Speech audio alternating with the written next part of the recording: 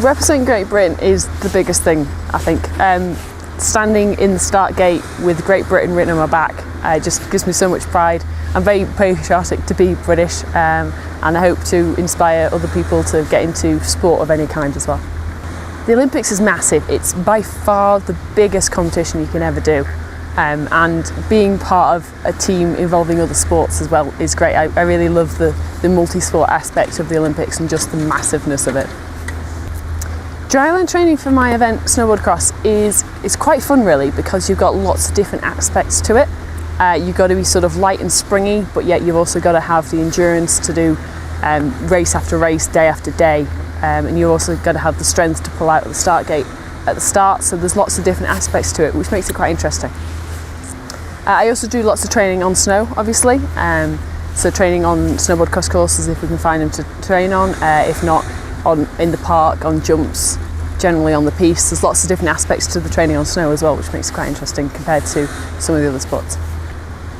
The technology can get really quite deep. You've got the equipment that you're using to race on, so you've got the snowboards, which are very technical, boots, the bindings, the clothing, even the goggles, which all get quite technical, but then there's other stuff that you can use in practice as well, like eye tracking glasses that can track exactly where you're looking at any given moment when you're training or competing, and things like that, so it gets quite in depth.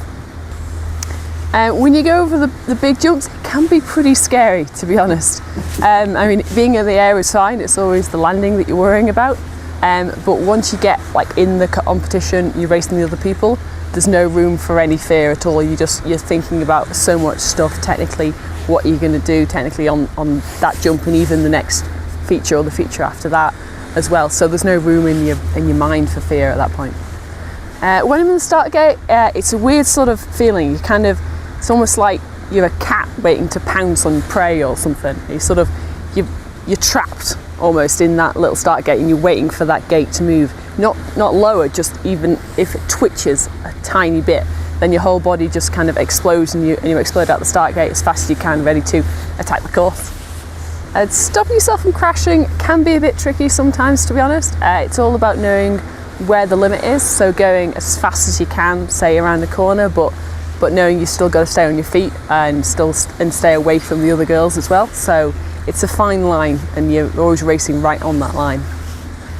When you're in the lead, you're trying to concentrate on what you're doing as much as you can do. You don't really realise that, you don't think about that you're leading too much, because you're still technically thinking about what you're doing on the features and the features coming up. But when you get across the finish line and you're the first one across the finish line, it's the most awesome feeling in the world. You finish, and then you get to look around and watch the other girls come across after you, and you know you've won the competition. It's brilliant. When I look back, I really just want to see that I've done everything I possibly can do, that I've explored every avenue of training, that I've put the effort in that I had to, that I put as much in as I could do possibly, and just be happy that I've tried everything and done the best I can, and then that's all I can ask for myself.